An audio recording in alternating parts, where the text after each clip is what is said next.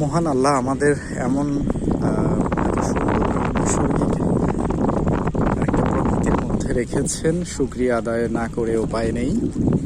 মহান আল্লাহর কাছে শুকরিয়া আদায় করছি, যদিও ক্যামেরাতে ততটা বোঝা যাচ্ছে না, কিন্তু আমি চোখে যে সৌন্দর্যটা এখন দেখতে পাচ্ছি, ঝড় বা বৃষ্টির পরে যে একটা আবহাওয়ার সৌন্দর্য, সাথে একদম মনোমুগ্ধকর বাতাস, আমি বিমোহিত এই প্রকৃতির মধ্যে আসতে পেরে।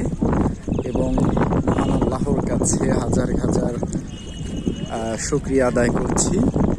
আমি সন্ধ্যার পরে বাইরে এসে আমি খুবই নিজেকে ভালো অনুভব করছি এই সুন্দর আবহাওয়ার মধ্যে আসতে পেরে। আছি একদমই যমুনা নদীর পাড়ে। আমার পা থেকে ঠিক 2-3 হাত নিচেই যমুনা নদী।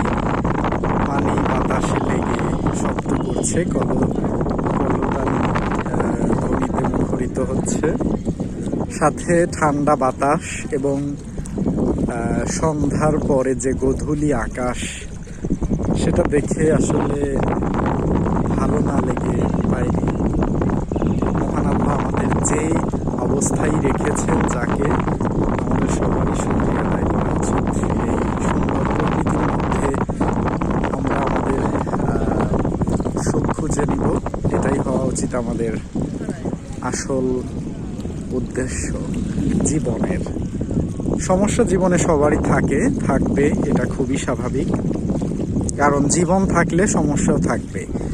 তবে আমাদের উচিত সমস্যার দিকে বেশি নজর না দিয়ে আমাদের চেষ্টা এবং প্রাপ্তির দিকে নজর দিয়ে জীবনটাকে এগিয়ে নেওয়া, যেন আমরা আমাদের জীবনটাকে একটা মিনিংফুলভাবে বা সার্থকভাবে এগিয়ে নিতে পারি।